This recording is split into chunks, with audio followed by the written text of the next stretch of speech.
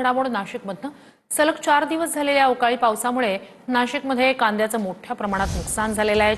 चाळीत ठेवण्यासाठी तयार असलेला कांदा आता ओला झालाय, त्यामुळे कांद्याचे भाव पुन्हा गडगडण्याची शक्यता निर्माण झाली आहे।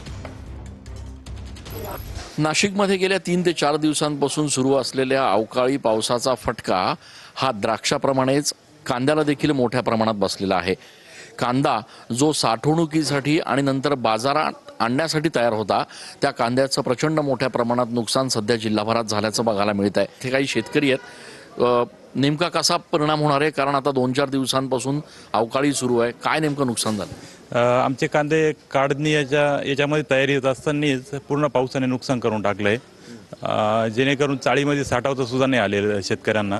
पूर्ण पाणी त्या काढलेल्या कांद्यांमध्ये गेलंय, काही जे काढायचे बाकी आहे, तर इथपर्यंत सर्व आता हलकाच माल येतोय, जेणेकरून उच्च प्रतीचा कांदा पिकून सुद्धा आमच्या हाती काहीच नाही लागलंय।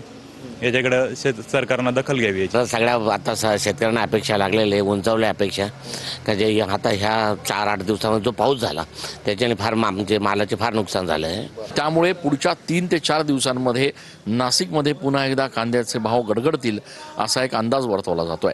कॅमेरा पर्सन आकाश येवलेसह मी चंदन पूजाधिकारी, TV9 मराठी।